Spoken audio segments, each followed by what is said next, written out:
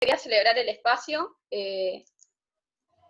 Nada, celebrar que estén participando, la gente que vino y a las panelistas, a Andrea y a Sol, así que gracias por estar participando.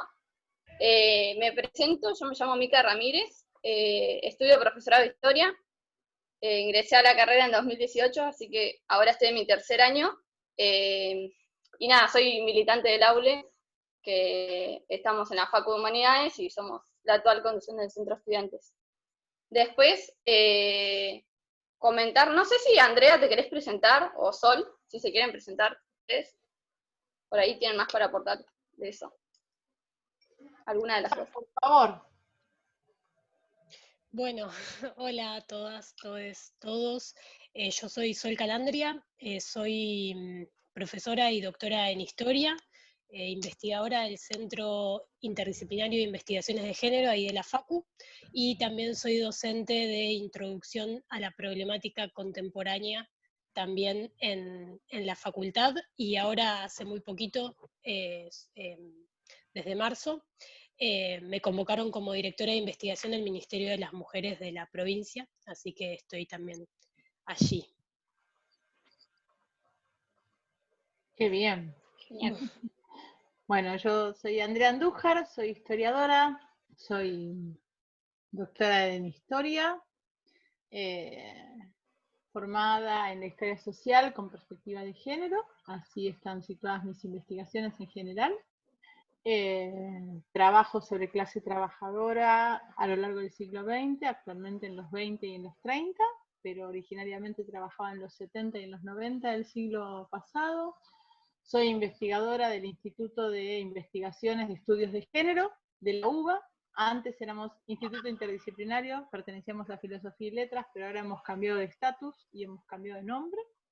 Y también soy investigadora del CONICET, adjunta en esta dura situación que nos toca vivir, y bueno, y tratando de abogar por que las cosas efectivamente puedan mejorar, sobre todo en las condiciones de trabajo de las y los docentes e investigadores en esta actual situación de pandemia. Así que bueno, ahí está.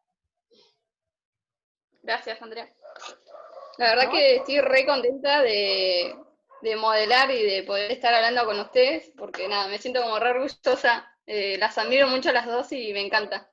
Me puse muy contenta desde que me dijeron para dar la charla, así que nada, comentarles eso. Y después nada, comentar que estamos pensando esta charla en el marco de Encontrarnos es Urgente, por una universidad feminista y popular.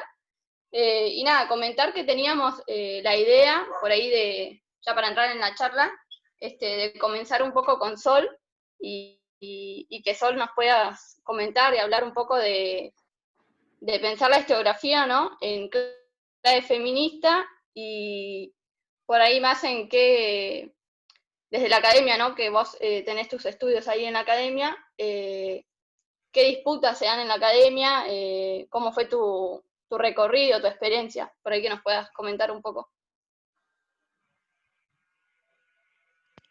Bueno, entonces empezaría yo, ¿no?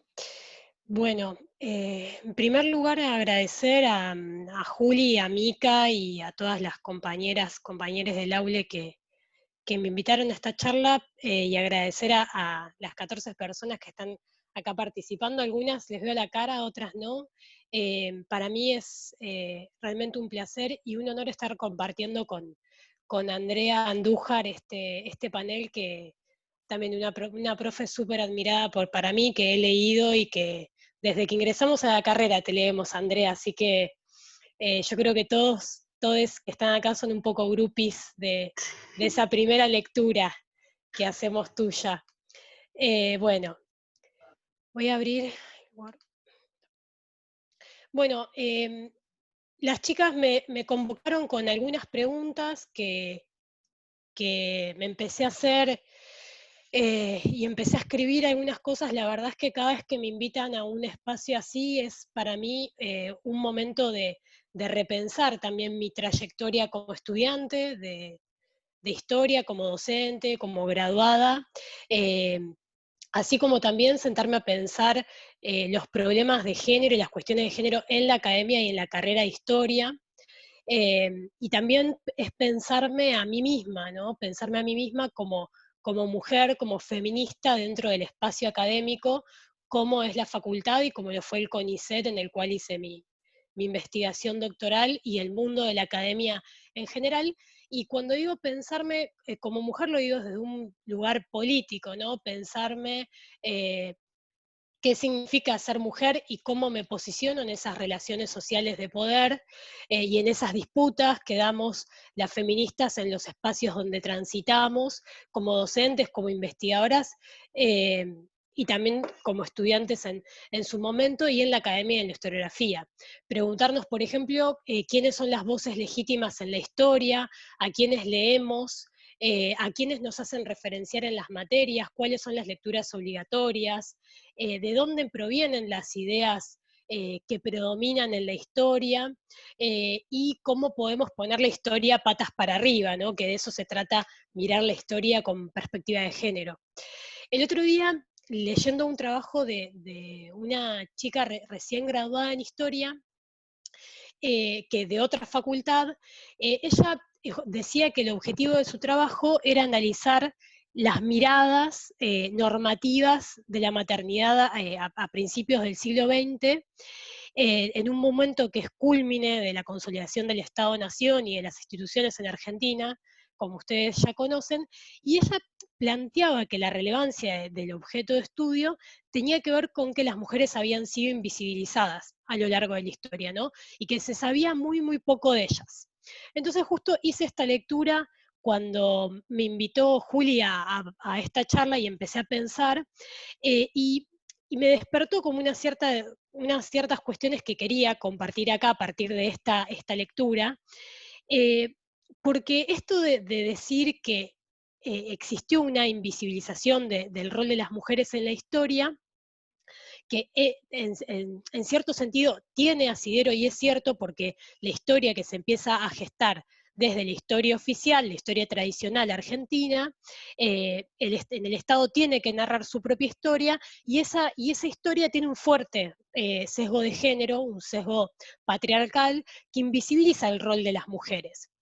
Y que está en la base de la conformación de la disciplina histórica, ¿no? Y de la historia como tal, y que fue una impronta que subsumió a las mujeres a un lugar que tiene que ver con el espacio doméstico y que abrevó, digamos, esa historia en distintas fuentes de legitimidad y en otras instituciones y argumentaciones como de la medicina y el derecho, que van a excluir a las mujeres, ¿no?, de la ciudadanía política, social y civil.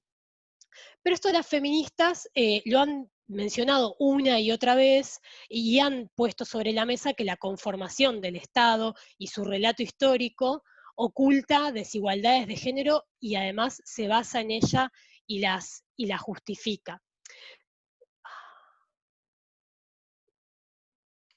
¿Sigo acá? Ah, sí, perdón, pensé que me había desconectado, disculpen.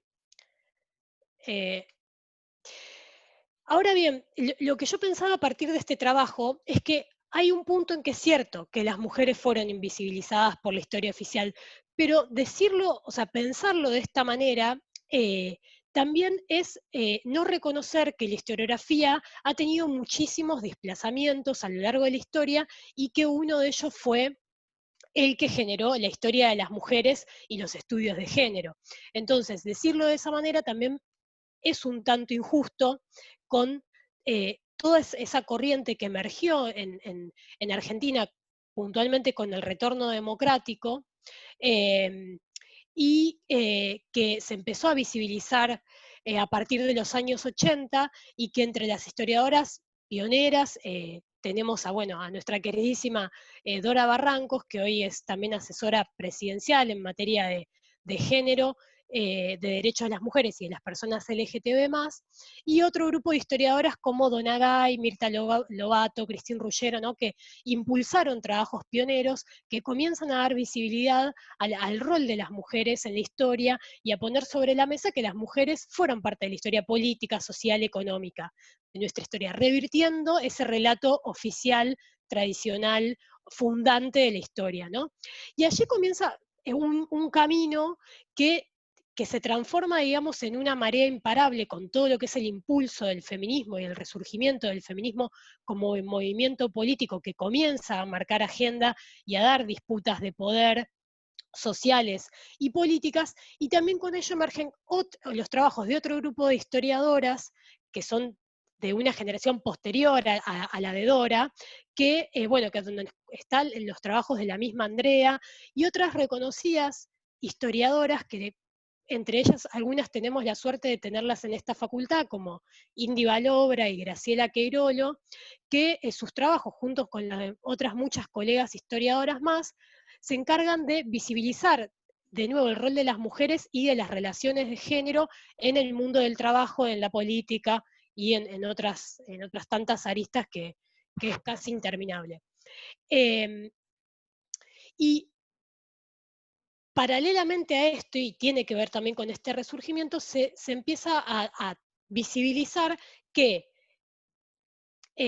pensar la historia de las mujeres y visibilizar esa trayectoria no es lo mismo que estar hablando de una historia con perspectiva de género, ¿no? El concepto de género marca como un hito fundamental en lo que es el trayecto y el recorrido del feminismo y de las ideas feministas, en mostrar, digamos, estas relaciones de poder y visibilizar, ¿no?, esas relaciones de género que subyacían a los movimientos históricos, a los procesos históricos, ¿no?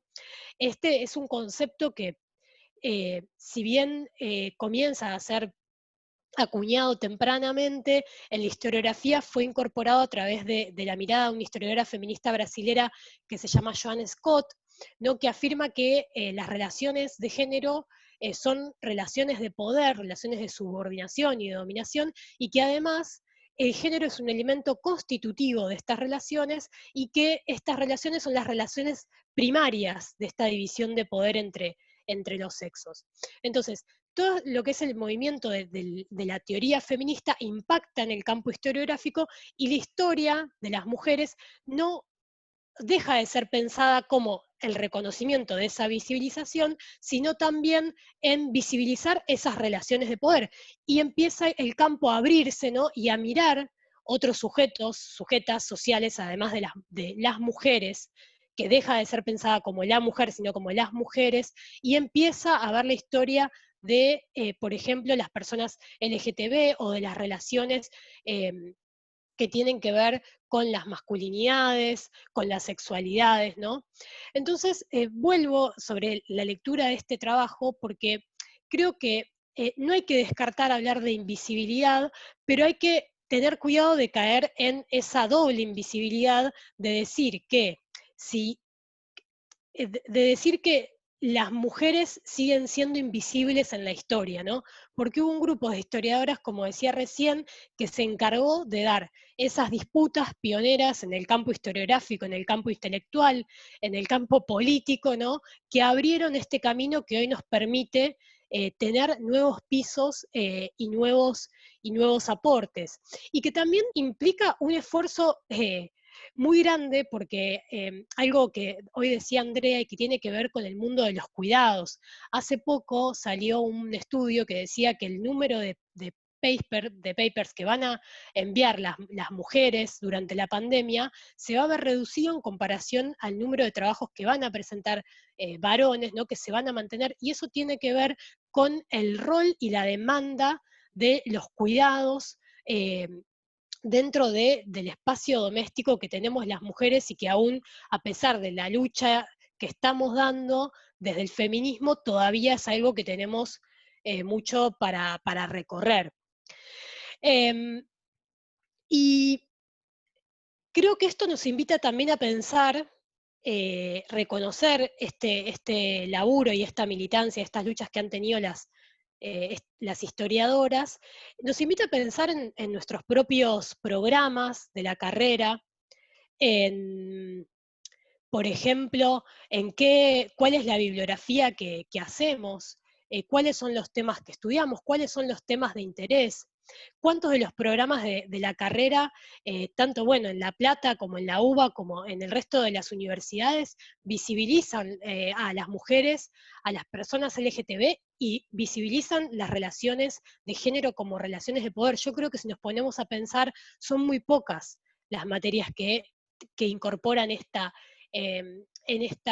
perspectiva. Y creo que acá reside un problema fundamental, que es que cualquier historia que no contemple la perspectiva de género va a tener una mirada sesgada de la historia, ¿no? Y de eso tenemos que ser conscientes como investigadoras, como docentes, como estudiantes, como graduadas de la carrera, porque es caer en el peligro esto de contar una sola historia, y además tiene que ver con una lógica discursiva y una operación discursiva patriarcal que establece a lo masculino como lo universal, como lo general, como lo normal, y todo lo que tiene que ver con lo femenino, con las mujeres, lo LGTB y las relaciones de género como lo particular, ¿no? Lo otro, y se instaura una mirada normativa que tiene que ver con lo eh, masculino como universal, ¿no?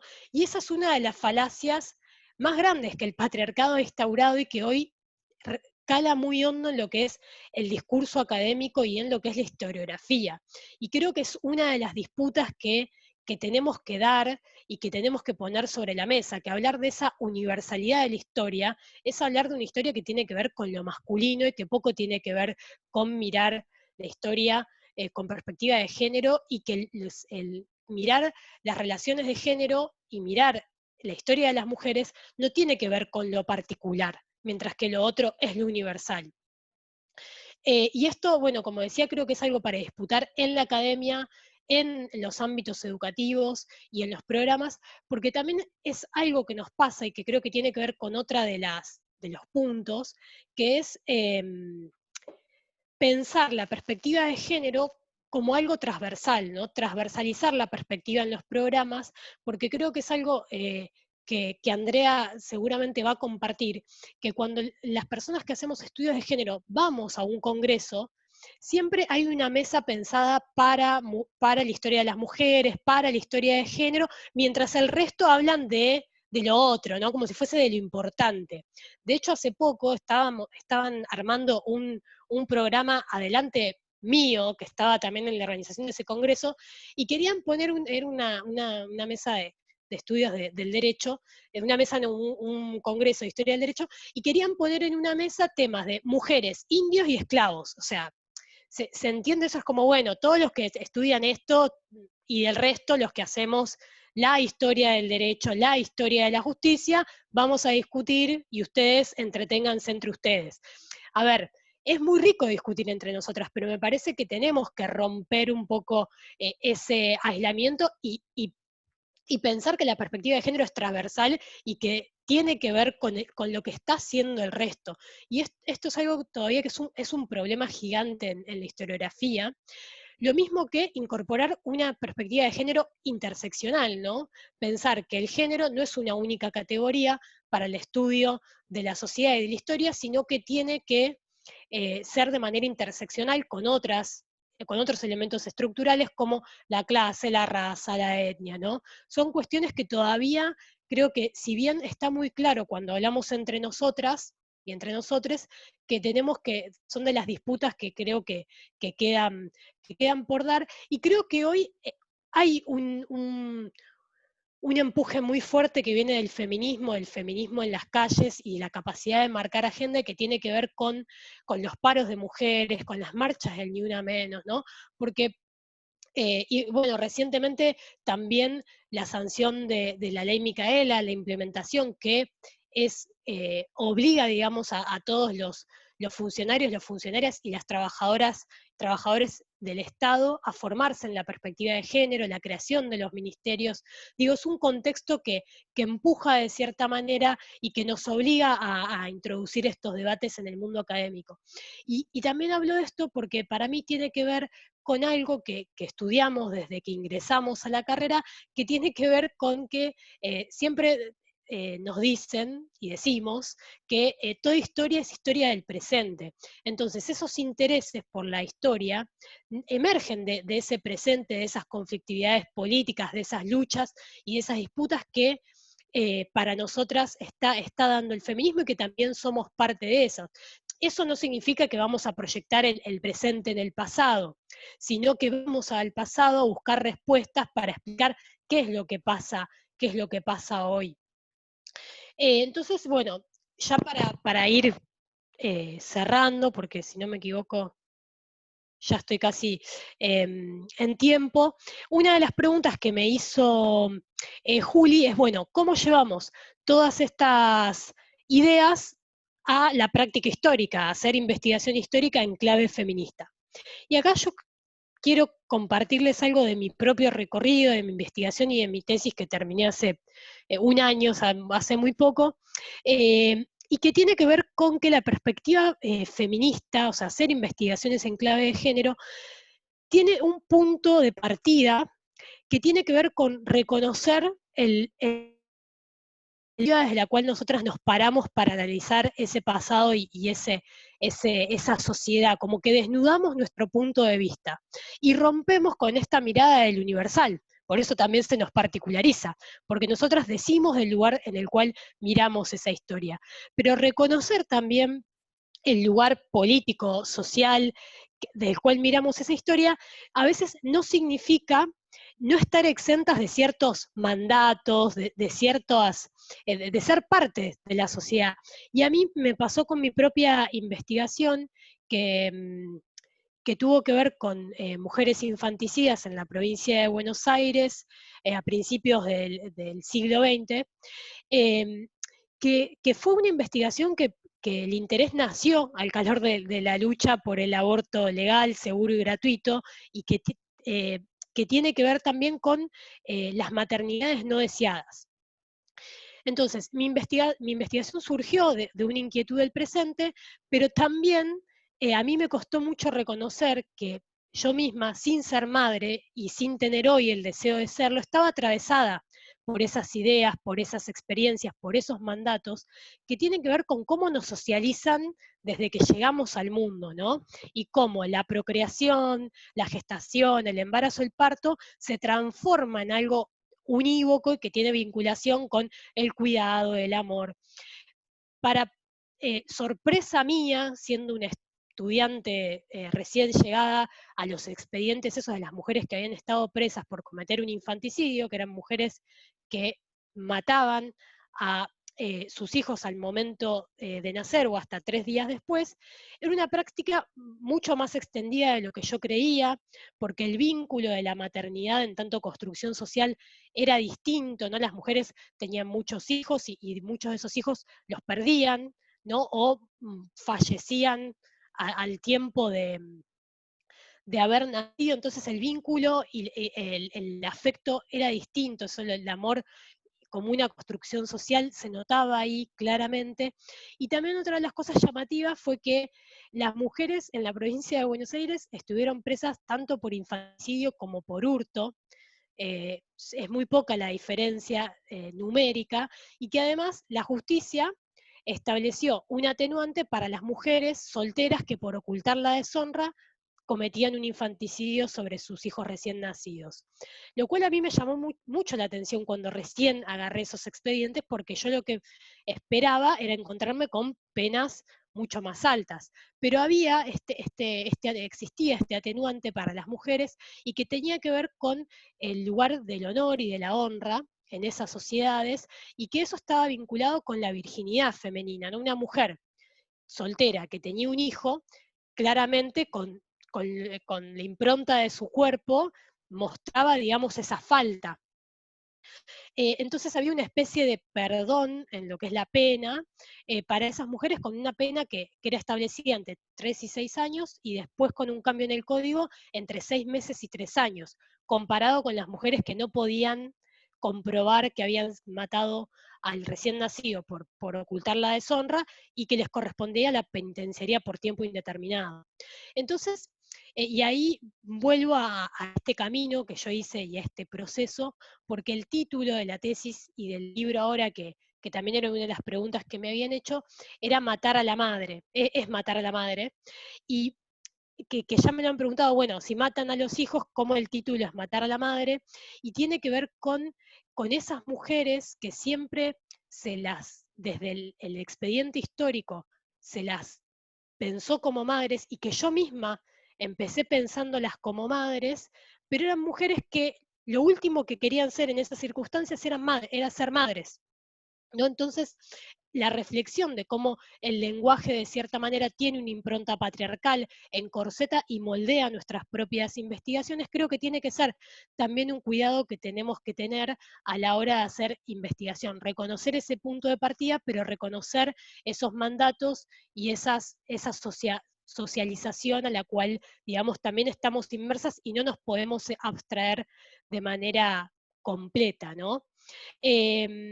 Bueno, y creo que esa es una de las reflexiones que quería compartir, y creo que todavía hemos hecho mucho, hay muchos caminos ya arados, caminados de manera colectiva, queda muchísimo para hacer todavía, y a su vez visibilizar, digamos, este rol, estas relaciones de poder que subyacen a los procesos históricos, y dar la disputa porque la perspectiva de género se transforme en una perspectiva transversal, no solamente en el campo de la historia y la academia, sino también en la sociedad en general. Bueno, muchas gracias.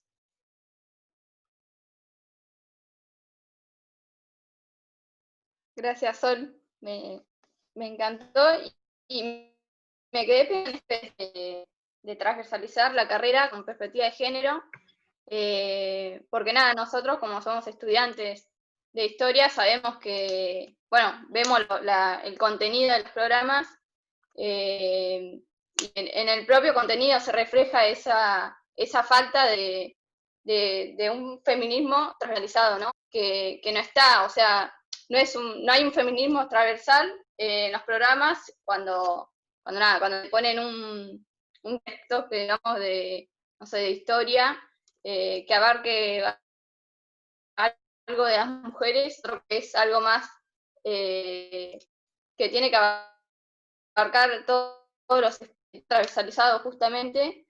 Nada, y es algo que lo veo mucho en la carrera, la falta de perspectiva de género. Así que nada, gracias Sol por tu intervención. Vamos a Andrea para que nos puedas comentar, Andrea, sobre tu trabajo. Quería hacerte una pregunta, no sé si Ju seguramente te pasó las preguntas, pero nada, preguntarte qué implicó también para vos estudiar a las mujeres como sujetas políticas, ¿no? En un contexto tan particular y, bueno, que se organizaron y que dejaron de ser el hombre sujeto político de ese proceso, como es siempre en la gran historia o en la historia tradicional, y pasaron a ser las mujeres piqueteras. ¿Qué implicó para vos estudiar las mujeres en la historia? Mirá, primero para contestarte, me sumo a los agradecimientos de Sol por esta invitación y por la posibilidad de compartir con ustedes mis reflexiones en función de mis propias experiencias y también de lo que he podido ir recolectando de las experiencias ajenas, como por ejemplo experiencias tan interesantes y centrales como la que acaba de relatar Sol sobre sí misma, y sobre lo que ella también ha ido advirtiendo a lo largo de su formación en sus alrededores. También me gustaría comenzar diciendo que la verdad es que sí, que entiendo lo que Sol dice acerca de, después de los caminos que uno ha hecho, de los recorridos, pero sobre todo viendo los esfuerzos y los empeños de otras colegas y de otros colegas varones que, bueno, finalmente van entendiendo las cosas y se van sumando, más allá, digo, varones más allá de su genitalidad, quiero decir, varones en el sentido de mirar el mundo desde un lugar. Digamos, es cierto que resuena mal a estas alturas del partido ver un trabajo donde se justifica la importancia, la necesidad del abordaje en función de visibilizar a las mujeres, ¿no? Pero a veces creo que pasa, como le ha pasado, que son parte de procesos de crecimiento y de ir ganando confianza en el uso de ciertas perspectivas. Thomson y Pi decía en una época que él escribía mejor contra los vientos que a favor de los vientos, ¿no? Que cuando tenía una disputa enfrente, justificaba mejor sus propios argumentos, se encontraba más estimulado para escribir, agudizaba la mente y la imaginación. Y a veces creo que plantear que la historia ha invisibilizado a las mujeres deja en claro el lugar donde uno se posiciona, ¿no? Y permite, en algún punto, tomar posición, dejar algo sentado y avisar que lo que se viene después es una batalla.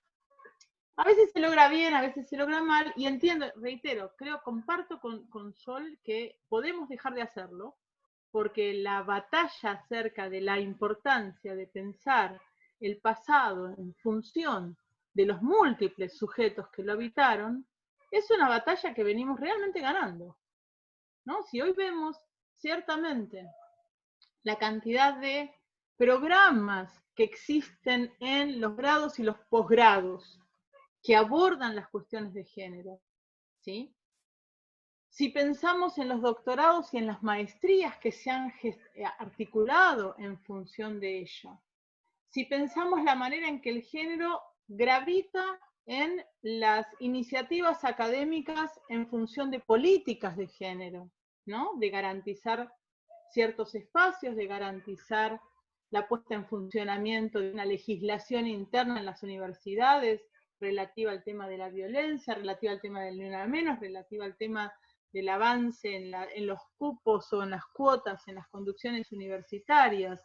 Si pensamos en la cantidad de egresadas que aparecen y que tenemos, y la formación de nuevas historiadoras, sociólogas, antropólogas, incluso en ámbitos tan áridos en ocasiones como ingeniería o derecho, para pensar la perspectiva de género, la verdad es que efectivamente, por ahí yo estoy en un día muy optimista, pero digo, me parece que hemos ido ganando terreno, ¿sí? Que la batalla va siendo fructífera, y que en tal sentido, como dice Sol, por eso suena tan mal, antes se refugiaba en las mesas de género, en aquellos congresos de historia, de historiografía, bla, bla, bla, para poder fortalecerse y hablar entre nosotras lo que después sabíamos que iba a ser una batalla dura afuera, ¿no?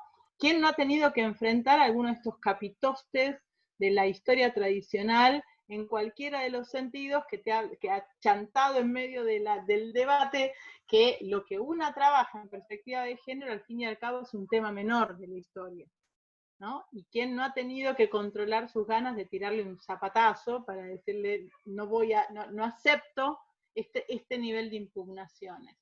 Pero hoy por hoy lo cierto es que lo interesante es que no pueden dejar de pensar que tienen que poner una mesa de género. Si no hay un congreso de historia donde sus organizadores, por muy pasados que están por la mirada estrictamente machista, no cuestionada, ni mucho menos, se preguntan, bueno, che, ¿dónde están las mujeres acá? ¿Dónde están las cuestiones de género? Y a mí me parece que eso es interesante. Y lo cuento porque hace unos meses atrás, el año pasado, hace unos meses, mirá, vengo terrible. El año pasado, en verdad, todo hace unos meses, nos invitaron a hacer a Graciela Queirolo, a Paula Aguilar y a mí, a hacer el panel, digamos, integrar un panel que iniciaba unas jornadas de historia de las industrias, ¿sí? De la historia de las industrias, los servicios y la economía en la Facultad de Ciencias Económicas, donde ni a ganchos entra un tema de esta naturaleza, ¿sí? Los economistas no piensan en estos términos, la formación de ciencias económicas no viene en estos términos, la economía del cuidado es algo que discutimos nosotras, no ellos, la economía feminista es algo que discutimos nosotras, no que forma parte de los programas de ellos. Sin embargo, el panel inaugural de esta jornada fue dos historiadoras y una socióloga que estaban dispuestas, ¿no? Y antropólogas dispuestas a discutir la idea de cómo las empresas, de cómo las fuerzas de trabajo, de cómo el mundo empresarial y de cómo el mundo de la industria no podía seguir siendo visto desde una mirada masculina, y menos aún desde una mirada masculina que no se percibía como tal. Entonces, me parece que ese tipo de cosas también marcan el termómetro de toda la batalla académica que hemos dado, de la batalla política que en tal sentido hemos dado, y de las cosas que hemos ido logrando construir, también en función de enriquecernos nosotras y de afinar la puntería con nuestras propias categorías, ¿no? Porque me parece que uno de los desafíos que hemos tenido fuertemente en tal sentido era, como dijo Sol, llegar a pensar la interseccionalidad, empezar a pensar cómo que el género también en sí mismo nos dice poco y nada de ese pasado. Si no somos capaces de poder pensarlo en cruce con otras cuestiones. Entonces, me parece que cuando pensamos género, clase, marcas de color, racialidad, el pasado se nos pluraliza de una manera impresionante. No solamente por los sujetos que aparecen en ese pasado, sino también por la cantidad de dimensiones, relaciones, vínculos que empezamos a advertir en función de esas mezclas y que no estaban ni en los relatos de la historiografía tradicional, ni siquiera en los relatos de la historia de género desde un inicio, de historia de las mujeres. Pero me parece que fueron cuestiones que contribuyeron a desnaturalizar ciertas cuestiones de los procesos y de los sujetos, y también a revelarnos tantísimas otras fuentes que son absolutamente ricas para la mirada y para la pregunta por la historia, para la pregunta por el pasado. Y me parece que, obviamente, en ese proceso, como les decía, hemos tenido serios desafíos para hacer. Porque yo recuerdo que discutir clase y género en los 90 era sumamente difícil. En los dos wines, con la gente que hacía clase, fundamentalmente, que además estaban atrincherados en un lugar defensivo porque la clase estaba haciendo del relato historiográfico, ¿sí? No había plata de las agencias, las universidades, etcétera, para investigar la clase, cuando empezó a resonar otros conceptos para explicar el pasado, ¿sí? En función de las nociones de ciudadanía o en función de ciertas nociones de profesionalización del saber histórico que se impusieron entre los 80 y los 90, donde las diferencias de clase no estaban, digamos, perdían legitimidad para explicar el devenir de la historia. Entonces, la gente que hacía clase se atrincheraba en ese lado, y la gente que hacía género se atrincheraba en el lado de la ciudadanía. Y había pocas posibilidades de cruce en más de una ocasión, y también teníamos el problema de que, bueno, ¿de qué manera pensábamos nosotras el género? ¿Cómo hacer esos cruces? ¿Cómo advertir quienes, por ejemplo, no estábamos tan interesadas en las nociones de ciudadanía o en la vida política? Yo hago de historia social del trabajo desde que me conozco a mí misma como historiadora, ¿sí? Me gusta la clase trabajadora. Para mí no fue sencillo tratar de pensar de qué manera la categoría de género podía entrar en vínculo con la categoría de clase. En mi propia trayectoria, lo que yo notaba era que el género como tal y el mundo de la teoría feminista aún era bastante pobre para poder dar esa batalla.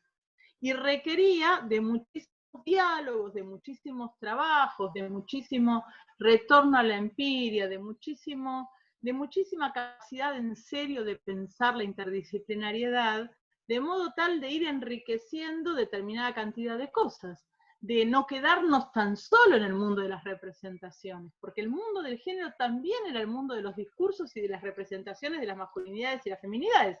Y si bien es Joan Scott nos resultó, por ejemplo, un paraguas interesante, su poca capacidad, su definición de género, nos dejaba aquí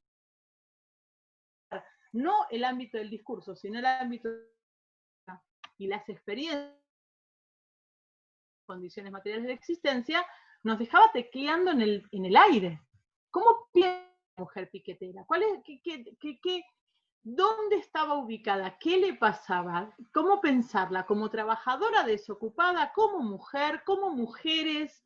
¿Cómo en tal categoría? Pero no por una una necesidad de encontrar la categoría perfecta, hacer como hacen a veces algunos trabajos que me ponen muy... te tiran todas las cuestiones categóricas en principio y después no las usan nunca más. ¿Sí? Tengo 45 páginas de Marx y la discusión sobre el 18 Brumario, ¿sí? Y la lucha de clases en Francia, y el capítulo 2 tiene que ver las revueltas de 1900 en El Salvador. Bueno, ¿cómo? ¿Para qué está este andamiaje? ¿Cómo lo pongo? Para mí, las categorías son útiles en la medida en que activan preguntas a las fuentes, en la medida en que activan hipótesis, en la medida en que, como dice nuevamente Thompson, resisten la contraste de prueba. Las categorías de objetos, como dije antes, que no están en la mente de los historiadores o las historiadoras, y permiten... Pero me parece que en ese sentido la construcción historiográfica de la agenda de los estudios de género, de la historia de las mujeres, nos implicó, y me implicó a mí por lo menos, tener un montón de nociones a la luz de fortalecer esa historiografía feminista en función de categorías que ir a las fuentes con mejores resultados.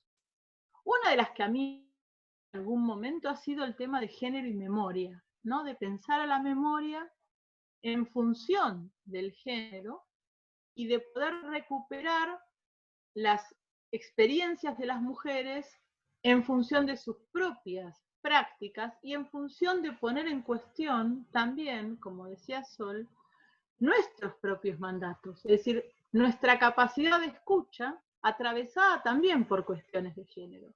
Cuando yo comencé a trabajar y estudiar a las mujeres, pensar la oralidad en esa clave me resultaba sumamente útil, no porque iba a buscar una memoria prístina femenina como plantea Daniel James en Doña María, ¿no? Yo no estoy buscando, no estoy pensando a los seres humanos como sujetos compartimentados que no tienen vínculo, que no tienen, digamos, que no se influyen mutuamente, que no están en permanente conflicto. A mí, por lo general, me gusta pensar la historia como una historia de conflictos, ¿sí? Jamás pienso, y no estoy diciendo que esos conflictos sean abiertos, ni permanentemente organizados, ni con fines estructurados de movida, ni mucho menos, pero yo pienso la historia en términos conflictivos, y por lo tanto, entiendo que la historia se constituye en función de intereses divergentes y que se constituye en función de sujetos que encarnan esos intereses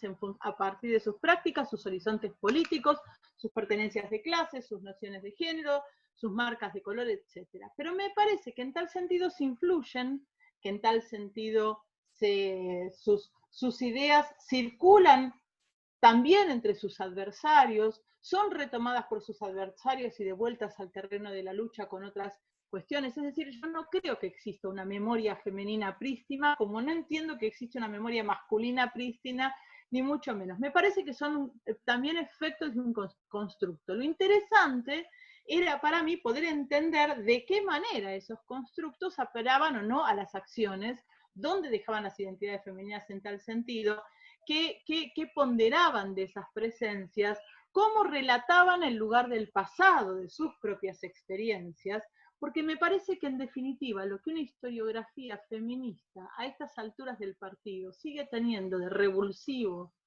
¿sí? de revolucionario, de no comprable en los términos de las modas, de los sistemas y de las agendas historiográficas que se amoldan a quien en algún momento tiene mayor poder, porque las instituciones académicas y la historiografía se mantienen también en función del poder. Me parece que lo que hace al feminismo aún, como les decía, revulsivo, es que sigue siendo capaz de restituir las múltiples dimensiones y relaciones de los sujetos oprimidos y explotados a lo largo del pasado y del presente. Y esto es algo que es, para mí, lo que nos enriquece y nos posibilita avanzar permanentemente. Y nos deja la posibilidad también de preguntarnos por otros, como les decía, por otros aspectos y situaciones de la historia que yo no creo que constituyan campos de saber, pero que explican muchas cosas, incluso cosas que trascienden a los propios estudios de género y la historia de las mujeres. Les doy un ejemplo. Yo estoy fascinada con un trabajo que escribió un colega que se llama Agustín Nieto, que lo está trabajando por el momento, que tiene que ver con respecto a algo que, digamos, un sector de la clase trabajadora que a todos nos incomoda, marca él, y con mucha razón, que son los rompehuelgas. ¿Sí? Si ustedes revisan, no hay historia de rompehuelgas, no hay historia de crumidos, no hay historia de traidores de clase. Hay historia de sindicalistas, hay historia, los traidores de clase en general son asignados a la dirigencia, a la burocracia sindical, ¿sí? No son los de abajo. Y me fascina poder pensar cómo, en definitiva, en buena medida, han sido las propuestas devenidas de la historia de las mujeres y de género, de desarmar a los sujetos, de dejar de pensarlos como transparentes, de no suponerlos atados tan solo a las resultantes estructurales de una sociedad, las que nos han permitido advertir justamente otros procesos y lo que le pasa a otros sujetos, y cómo podemos hallar explicaciones que den cuenta de esos procesos sin perder de vista, digamos, que lo estamos haciendo desde un juicio de valor, desde una empatía, desde un espacio, desde una mirada, pero esto es habilitado por justamente aquellas teorías, perspectivas y miradas que están dispuestas a hacer algo que me parece que ha hecho la historia de las mujeres y los estudios de género, que es preguntarse fuertemente por lo obvio. Ir más allá de lo natural, pero además darle a lo natural, a lo que aparece como tal, entidad histórica, y ver los procesos. Entonces, a mí me parece que eso es sumamente interesante, y que también es bueno, creo yo, y con esto cierro, en función de nuestras propias experiencias y de cómo llegamos a ellas y de lo que sacamos de ellas. Es algo muy breve. Yo no llegué al feminismo por una pura convicción ideológica. Por el contrario, a mí el feminismo me parecía un fenómeno burgués. ¿Sí? No me parecía interesante. No llegué al feminismo desde el lado de la convicción teórica, en principio. Me parecía efectivamente que tenía poco para aportar desde la perspectiva de la historia, en los 80, en los 90. Me parecía que en realidad podía convertirse en algo interesante si lo mezclábamos con muchas otras cosas que eran mucho más determinantes que el feminismo. Y particularmente el tema de la lucha de clases. Yo llegué al feminismo en todo caso porque hubo un montón de gente que me dijo que lo que estaba diciendo era una estupidez. ¿Sí? Y me lo comprobó en política. Y llegué en todo caso al feminismo tratando de argumentar por qué lo que yo pensaba no era una estupidez. Y me di cuenta que la verdad es que varias de las cosas que pensaban sí eran una estupidez. Digamos, mantener la pregunta de clase o género, que les puedo garantizar que mantuve la discusión así, como espartana, durante 4 o 5 años, de quién era más, hasta que un día me di cuenta que había estado 5 años discutiendo una huevada, hablando mal y pronto, que en verdad, ¿sí? La discusión estaba fallada de matriz. No tenía sentido. Y lo que me preguntaba era en todo caso, ¿por qué a mí me había costado ver eso tan duramente cuando nunca me costó pensar negritud y clase con tanta importancia? Si yo rápidamente, para mí ahí no había huevo y la gallina, no podías pensar la clase sin la raza. Sin embargo, la clase con el género era una cosa que me había incomodado mucho más. Entonces, yo creo que lo que marcó en buena medida mi trayectoria política en ese sentido, y la trayectoria de muchas de nosotras, ha sido justamente las que vinieron antes, y nos fueron aclarando, nos fueron estimulando, nos fueron dando de la mano para pensar ciertas cosas, pero sobre todo, creo que lo que motivó los cambios en los parámetros historiográficos ha tenido mucho que ver con la calle. mucho que ver con una calle que no empieza en el 2015, con una calle que en los 90, que en los 80 estaba plagada de mujeres reclamando por derechos y que efectivamente nos condujo a historiarlas, a buscar qué pasaba. Yo no llegué a las piqueteras porque tuve una convicción teórica de que había que verlas, yo las vi. Entonces cuando las veo en la calle y cuando además entiendo que no estaban allí porque estaban acompañando a sus maridos, sino porque estaban efectivamente reclamando un conjunto de derechos que yo todavía no había logrado comprender, es que se vino la pregunta a la cabeza. Y me parece que en tal sentido la historia es efectivamente no solo la historia del presente, como bien citó, y que siempre, como bien citó Sol, ¿no? Sino que también la historia es ante todo política, ¿no? La historia está atravesada, gravitada, pensada a partir de los conflictos políticos. Y cuando digo política no digo partidaria, no digo Estado, no digo institucionalización. Estoy diciendo puesta en debate sobre los horizontes futuros, sobre qué queremos y qué esperamos. Y en tal sentido, para mí, yo espero, lo único que espero, es que la historia de género, la historia feminista, o la que querramos llamar, siga siendo una historia absolutamente revulsiva, molesta, que sea capaz de motorizar nuevas preguntas, que pueda ir acompañando, brindando herramientas al colectivo que banca nuestras universidades, que sea capaz de dar respuesta a una sociedad que está en pleno conflicto permanentemente, que siga diciendo que no solamente ni una menos, sino que además vamos por más. No solamente estamos una menos, nosotras vamos por más, nosotros vamos por más. Tenemos la obligación de ir por más, me parece a mí, y de hacer de la historia una herramienta que sea útil para cambiar, porque ha sido una herramienta muy útil para el Estado para mantenerse. Me parece que debemos seguir abogando por una herramienta que nos sirva para conflictuar, que nos sirva para debatir y que nos sirva en definitiva para inventar otro mundo posible, porque este mundo realmente es utópico en los términos de supervivencia. Para mí es una utopía, es muy utópico sobrevivir en este mundo. No entiendo cómo lo hacemos. Entonces creo que en algún punto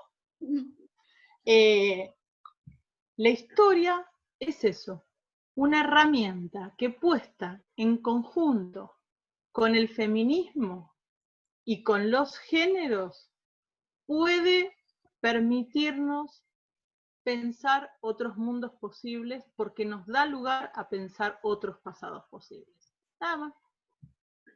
Gracias, Andrea. Por favor, bellezas. Gracias, en serio. Me fascina hablar de esto bueno, yo soy como muy academicista, me encanta hablar de mi carrera porque, bueno, es lo que amo y es lo que hago. Y me encanta cuando hablamos bueno, como preguntarnos, ¿no? Bueno, estudiamos historia, ¿historia para qué? ¿Para quiénes? ¿Por qué hacemos historia? Y nada, creo que es una pregunta, como que traigo la pregunta acá para hablar un poco entre todos, entre todas y entre todes, de esto, de historia para quiénes y historia para qué. ¿Por qué estudiamos historia por ahí? Si tienen preguntas también de otro tema que se fue dando en la charla, también pueden hacerla. Yo tengo una pregunta. Hola Andrea, ¿cómo estás? Hola Sol. Hola, Siempre, preciosura, ¿cómo anda la bella? bien, muy bien, muy bien. Bueno, siempre es un placer escucharte. Sol, llegué medio tarde porque había otra cosa en el cine y estaba Lucas, así que te escuché por la mitad. Yo empecé la carrera de historia en el año 98, cuando no había historiadoras que leer, ¿no? En los planes, pero yo era feminista, de esas feministas de los 90, ¿no? Como decís vos, de las Azucenas de La Plata, de las feministas en todas partes, de esas, ¿no? de las autónomas, que todavía seguimos existiendo por algún lado.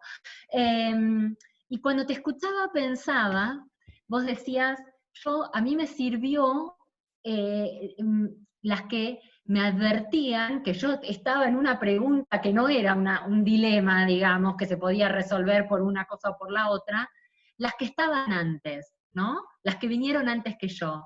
¿Quiénes eran esas que estaban antes que vos? Vos sos una que estaba antes que yo, y sos mi referenta historiográfica. ¿Quiénes eran las tuyas? Esa es una pregunta para vos. Y bueno, saludo a todas y a todes, y celebro este encuentro de historiografía feminista que tanto placer nos da a quienes nos dedicamos a esto. No sé si quieren juntar preguntas y después contestamos todos juntos, o vamos armando el diálogo, quieren que ya le conteste, como ustedes digan. Sí, como quieran. La idea es que si quieren aportar algo, decir Dale.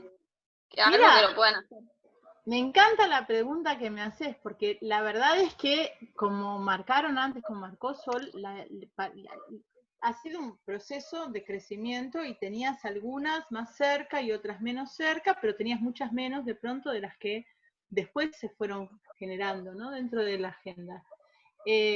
A ver, mis previas que me llamaron la atención fueron a veces colegas de mi propia generación. Alejandra Basalo, ¿sí?, que trabajó sobre las mujeres de UFA, sobre la década del 70, y que también trabajó sobre la voz de la mujer, trabajos pioneros preciosos. Fue una de las que advirtió rápidamente la situación. Ella estaba en ese momento, para los 90, Ale estaba empezando a estudiar en Stony Brook con Tema Kaplan, ¿sí? Y fue con una de las primeras con las que yo fui a Berkshire. Alejandra Basalo, de mi propia generación, nosotros nos grabábamos, creo que jamás lo contamos, nos grabábamos los debates que teníamos en mi departamento,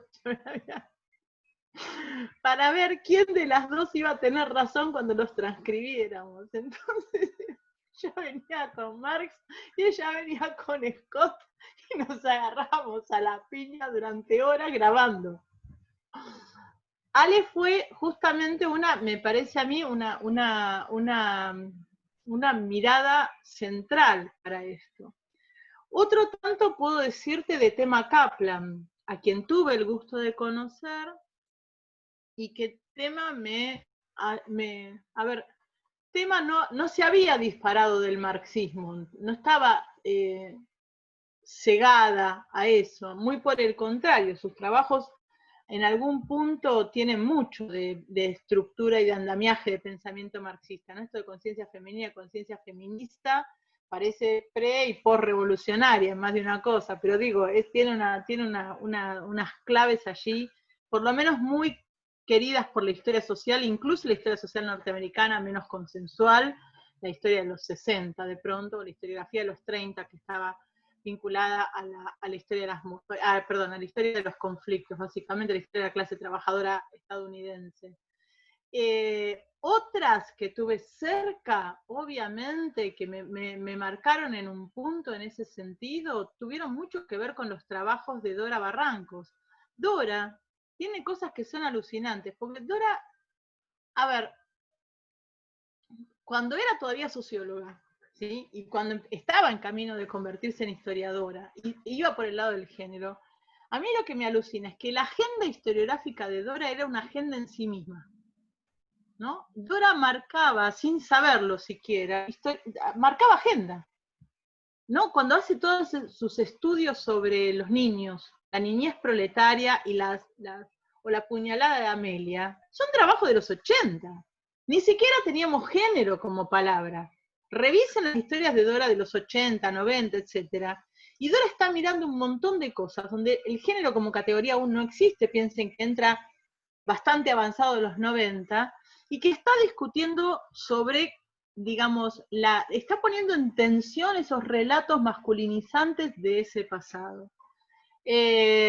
Muchas tuvieron que ver con los cruces con mis propias, con las colegas con las que andábamos yo qué sé, Adriana Balobra y Karina Ramaciotti eran re chiquitas, éramos todas re chiquitas, ¿sí? Y estábamos en un congreso, y la cruzó Marisa Navarro, y a mí me enojó el cruce de Marisa Navarro, y entonces adherí a ciertas cosas que decían Adriana y Karina, pero sencillamente por solidaridad nacional, pero fueron colegas que fueron marcando con sus propias agendas mi propio camino, ¿no? Entonces te diría que esas historiadoras locales, Joana María Pedro, en Brasil, para mí fue central. Yo leía a Joana y empecé a entender algunas cuestiones que tenían que ver con la historia de las feministas en los 70. Tema Kaplan, Dora Barrancos, Ale Basalo, Adriana Balobra, son todas colegas. Mirta Lobato, pero mucho después, porque la verdad es que Mirta y yo nos llevábamos horrible en un principio. ¿Sí? Era horrible como nos llevábamos, porque además pertenecía al sector de la historiografía, del cual yo salí huyendo. Pero me parece que fueron muchas colegas que fueron ayudando, pero que además, Reina Pastor, vos leías un trabajo de Reina Pastor, y si no te convencías, era, digamos, medio loco, ¿no? Pero aparecían esos mojones de gente que venía pensando y que creo que no se le ha hecho justicia historiográfica. El otro día estaba leyendo un proyecto que me parece que hay que estar atentas, chicas, para revisar, que es un proyecto de investigación que toma Argentina, Uruguay, Brasil y Paraguay, tratando de pensar los aportes de las historiadoras a las renovaciones historiográficas en los 4 países entre el 30 y el 60, cuando se adopta la historia social, en las universidades públicas. Y después, por supuesto, me han influido otras personas y otras intelectuales que no venían de la mano de la historia, pero, por ejemplo, Nora Domínguez, a mí me encanta cómo analiza la literatura, pero me encanta y me encanta mal, ¿no? Y me parece que marcaba sensibilidades por allí bien interesantes. Y por supuesto la literatura marxista, ¿no? Las colegas marxistas feministas o feministas marxistas para mí fueron centrales. Me dieron la paz y la tranquilidad de decir que eso se podía hacer. Que estaba bien. Gracias, hermoso tu genealogía. ¿Sabes a quién me acordé? ¿Quién me acordé que sí era importante para mí en esta también? De Marcela Nari. Por supuesto. Marcela fue central. Porque Marcela, además, la gran diferencia que tuvo, que son muy pocos años con nosotras, es que Marcela estaba recontrasola en una cátedra donde todo el mundo consideraba que estaba investigando tonteras. No, Marcela estaba en una cátedra donde nadie avalaba lo que ella estaba haciendo. Y cada trabajo de Marcela fue un puntapié al alma de la historiografía más prístina, tradicional, de la UBA, por lo menos. ¿No? Creo que Marcela también marcó agenda preguntándose, porque la producción de Marcela va desde 1890 hasta los 70, es decir, tuvo la capacidad de producir en una época y la suerte de hacerlo en una época en la que hay tanto especialista, ¿viste? Que los especialistas en historia reciente no saben nada de medioevo, los especialistas en medioevo no saben un cacho de 1930, es un mundo de especialistas el nuestro. Bueno, Marcela, no, está en esa vieja historia de escuela historiográfica en la cual los historiadores tenemos que saber todo. Está bien que así sea.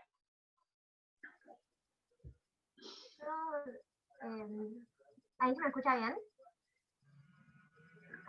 Sí, no sé si tengo tantas preguntas y más reflexiones, vieron, bueno, ya con la mayoría he hablado bastante, siempre me quedo como pensando un montón de cosas, y bueno, justo esta semana además en historiografía con Yami tuvimos la clase de Scott, que tengo la cabeza en un montón de lugares, sobre todo con este ciclo que vengo maquinando un montón, pero pensaba que también el feminismo tiene esto de atravesarnos en las diferentes trayectorias, y no sé, Yami en la clase justo decía, bueno, pensemos no sé, historiadoras que sean un poco thompsonianas, y ahí decía, bueno, Andrea Andújar. Y yo pensaba eso también en relación a que mucho de la historiografía en clave feminista, o al menos así como lo contabas, está súper atravesado con la experiencia, y como digo, la conciencia para sí, en sí, y toda esa cosa que Thompson teoriza tanto, se puede trasladar también a otros lugares y a cómo nos pensamos dentro del feminismo y a cómo pensamos esas grandes disputas también, como comentaba Sol, de poder transversalizarlo todo y en ese camino, digo, muchas veces nos cruza sobre todo mucho más la experiencia, digo, las teorías también por supuesto, pero la experiencia de encontrarnos con el objeto de estudio, como pueden ser esas, eh, esas malas madres que terminaban bueno, en la cárcel, como todo eso, que también está muy atravesado por la experiencia y las discusiones que nos vamos haciendo, como que pienso que estos espacios, no para hacer autobombo ni nada de eso, pero digo que estos espacios de discusión son los que también nos suman y nos ayudan un montón, más allá de las cursadas, las clases. Bueno, también pensaba digo, en que Yami contaba cómo era todo su tránsito como feminista cursando, sin que los profesores tuvieran ninguna discusión sobre feminismo. Y cómo ahí se nos abren espacios de discusiones compartidas entre nosotras, que me parece, nada, como que no son preguntas exactamente, pero sí que dos cosas claves que dijo Sol que me parece que atraviesan un poco de todo lo que fuimos charlando, que es pensarnos desde las inquietudes del presente y cómo poder destrozar todos esos mandatos que tenemos, pero destrozar esos mandatos también como en colectivo, digo, que ahora podamos estar discutiendo y construyendo historiografías en este sentido, no es porque vino ninguna iluminada o ningún iluminado a teorizar nada, sino que fue también algo que se construyó desde la calle y desde la academia. Y eso también se ha traducido, digo, en que, no sé, por ejemplo, tengamos un ministerio de géneros en la provincia que esté pensando y discutiendo investigación, no es por arte de magia ni mucho menos, sino que hay toda una lucha detrás y toda una lucha que tanto en las calles como desde la academia, creo que ahí cada una está en su puesto de batalla dando las discusiones que tiene que dar, digamos, pero bueno, era más una reflexión de todas esas cosas que fui pensando. Perdón, le dejo la palabra a alguien más.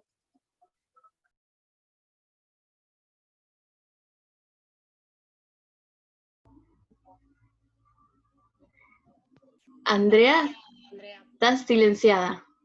No, digo, pero que además, como parte de ese espacio, tengamos a una historiadora, perdónenme, pero eso no es una concesión graciosa de nuestro Estado. Eso es es parte de una lucha colectiva que dio lugar a que una de nuestras chicas queridas ponga el taco aguja donde corresponda. Y eso a mí me parece maravilloso. Es impensable antes, gente. Es impensable. Entonces, yo abogo por el taco aguja de la Sol. Bueno, gracias. Yo siempre llevo zapatillas igual, pero puedo ponerme uno para defensa personal. No, yo pensaba, justo se me cayó la conexión que anda un poquito mal, en la experiencia que contó Andrea de cómo llegó, y me pareció completamente fabulosa porque no la conocía, no conocía el trasfondo, la cocina tan minuciosamente. Y mi experiencia fue muy distinta porque si bien yo también tuve la misma discusión que Andrea entre clase y género, llegué al feminismo más posicionada desde una disputa más desde la clase, pensar la historia desde una perspectiva de clase, de una perspectiva marxista, y el feminismo me pareció un tanto burgués en sus expresiones. Creo que fue, esto me voy a poner thompsoniana, la experiencia misma la que me llevó a ver esas desigualdades. En mi caso, como militante de un colectivo de educación en cárceles, la desigualdad de género dentro de las cárceles, pisar las cárceles de mujeres y estas infanticidas me llamaban muchísimo la atención, porque lo que a mí me llamaba también la atención de las cárceles de mujeres es que las infanticidas estaban ubicadas en un pabellón aparte, al igual que están los violadores en las cárceles de varones, ¿no? Entonces, pensar la transgresión, o sea, las infanticidas como mujeres que, o sea, explicado, o sea, discursivamente, una madre que mata a un hijo tiene que estar en un pabellón aparte, y de las mismas presas, yo soy chorra, soy asesina, trafico de droga, pero no soy eso, jamás mataría a un hijo, ¿no? Esa diferencia que tiene que ver con cómo se construyen esas identidades también me llamaba mucho la atención, ir a buscar un pasado cercano, pero también completamente distinto, y que muchos de estos temas pensaba en esas pioneras que marcaba, que por las cuales preguntó Yamila y también mencionó a Marcela Nari, que fue uno de los primeros libros que yo leí. Me llamaba muchísimo, o sea, me llamaba mucho la atención, y es uno de los temas que ella, al ser de esas historiadoras, como decía Andrea, que se caminó toda la historia, fueron abriendo temas y plantando semillas que después una, como estudiante, leyó y recogió, ¿no?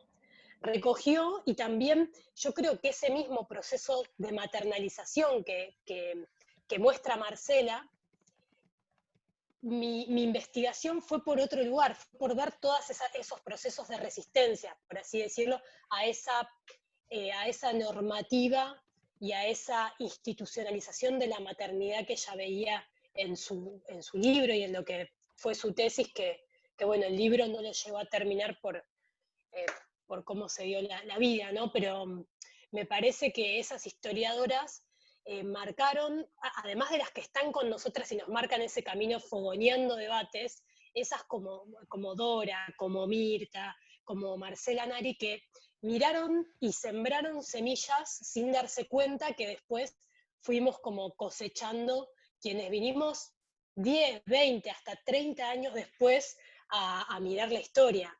Eso es completamente, no sé, emocionante, de cierta Sí, manera, ¿no? sí, sí. Y además me permito agregar una sola cosa, la reflexión preciosa de Sol. Marca, digamos, repone lo colectivo del conocimiento, ¿no? Lo colectivo de los procesos de formación. Como esta importancia para nosotras, y me parece que eso también es una pátina bien feminista, de trazar genealogías que nos amparan y que nos definen. Que no pasa siempre en otras líneas historiográficas, en otras agendas. Me parece que es tan política nuestra construcción en ese sentido, como sujetas que hablan de historia, que permiten reponer sin problemas esas fuerzas colectivas, porque en algún lado marcan el tipo de historia que queremos hacer, ¿no? Marcan el tipo y marcan el para qué y el para quién hacemos historia. Entonces, me parece que eso es riquísimo, que la verdad son procesos de justamente revulsivos del conocimiento. Son muy revulsivos. Y que obviamente implica que tenemos que seguir horadando la piedra. El otro día estaba leyendo un trabajo, hablando de los trabajos que uno lee y decís, bueno, pasó tanto tiempo y seguimos hablando así. Un trabajo de dos queridos colegas, un laburo de historia pública, ¿no? Un trabajo de difusión, algo que es tan importante y necesario para hacer. Son dos colegas muy queridos que hablan de un tema muy querido, de un tema muy interesante, que es las prácticas de ciertos partidos de izquierdas en la clase trabajadora. Estaba escrito recientemente y no había práctica, había una sola referencia a estudios feministas para pensar las experiencias de las izquierdas y la clase trabajadora en la Argentina, ¿no? Esto también implica que tenemos mucho trabajo por delante por hacer, porque hay mucha gente que por la galería acepta la existencia del género, pero en el fondo siguen concibiendo que la historia importante es otra. Y no nos leen. Tenés que leerlo, tenés que ver, bueno, me parece que es parte de una batalla, que es parte de una decisión política colectiva, obviamente.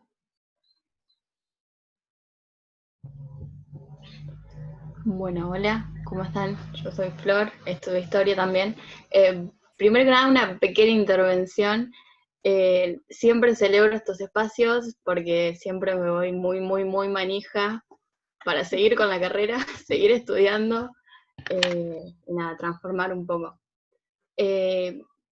Cuando hablaba Sol en su intervención, me hacía acordar sobre sesgo, particularización, me anoté un par de cositas, bueno, a Haraway Donna Haraway, sobre saberes situarios y la perspectiva feminista, y yo cada vez que me acuerdo me río para no llorar, porque Donna Haraway habla sobre la perspectiva feminista en las investigaciones y el método. Donna habla sobre que algunos científicos habían considerado que las feministas o las investigadoras mujeres habían encontrado un nuevo método para investigar, cuando en realidad era transversalizar el género en las investigaciones y cómo esos mismos científicos hombres relegaban el método feminista cuando en realidad no existe, creo que al menos por ahora, un método feminista, sino que existe la perspectiva y la transversalización, y como que las investigadoras mujeres habían descubierto una revolución científica, pero que sin embargo seguían relegadas ahí, que las únicas que podían investigar sobre género eran las mujeres. Entonces, cada vez que me acuerdo de eso, digo, y pienso en, al fin y al cabo, nosotras, bueno, en un futuro, con ustedes como mujeres científicas, porque la lucha en esa rama, a veces hablamos del pasado, pero ahora sigue estando.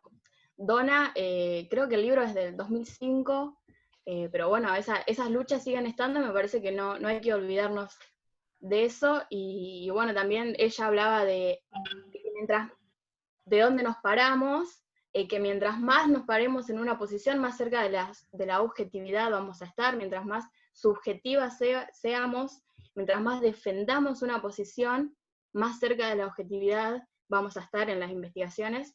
Es bastante complicado el libro, pero habla sobre la historiografía, sobre las investigaciones feministas, y me parecía, no sé, quería hacer esa intervención y que me acordaba a lo que decía Sol, y las dos. Gracias Flor. Bueno, yo ahí un poco agradecerle a todas, principalmente a Sol y a Andrea por estar participando de la charla. Nada, me voy con muchas cosas para pensar, para seguir pensando de la carrera. Así que nada, más que agradecida, también a todos y a todas las que estuvieron participando y escuchando la charla. Y nada, para cerrar, comentarles que nosotros desde el Aule entendemos que es necesario y es importante, y es una decisión, disputar las carreras, pero principalmente nuestra carrera, porque creemos y queremos construir una historia popular y feminista, y creemos que para eso es necesario seguir encontrándonos, seguir debatiendo, así que nada, celebrar el espacio y agradecerle a las panelistas. Ya todo eso. Chao. Gracias a ustedes por la invitación, ha sido un placer. Gracias, Sol. Chao, Absolutamente, chicas. Siempre es lindo verles las caras y conversar con ustedes, intercambiar y tener la posibilidad además de compartir la charla con la Solcita. Con la Sol. La Solcita. Está buenísimo. No, con esta tamaña historiadora que tienen ustedes por esos pagos. Tamaña historiadora. Bueno, hemos tenido grandes maestras. No, es que Andrea y yo compartimos justo distintas generaciones, y el diálogo es constante porque, bueno, nos formamos, mi generación se formó leyéndolas a ellas, así que nada, para mí es un honor que me inviten a compartir este lugar. Y mi generación aprende leyéndolas a ustedes. Es así. Es hermoso, Bueno, es algo chicas, que todos vamos aprendiendo un poco de de Claro, todos. claro, absolutamente, absolutamente, totalmente. Bueno, Así que bueno, bellezas entonces. agradecerle a las dos y esperar capaz próximamente o mucho más adelante volver a encontrarnos en la presencialidad capaz, ya no en la Ojalá. virtualidad. Ojalá. Bueno, Así ¿Les puedo que pedir nada, algo gracias. medio goma? ¿Quieren que nos saquemos una foto? ¡Ay, Sí. sí! Sí. Me perdonan. La saco yo si quieren. Después Dale. de que diga 3. 1, 2, 3. Ah, pero no se prendieron las cámaras. Los delatados. Otra vez. Ahí va de vuelta. 1, 2, 3. Ahí está. Buenísimo. Bueno, muchas gracias. Gracias, Hasta hermosas. luego. Chau, Nos chau. vemos. Gracias. Adiós. Abrazo.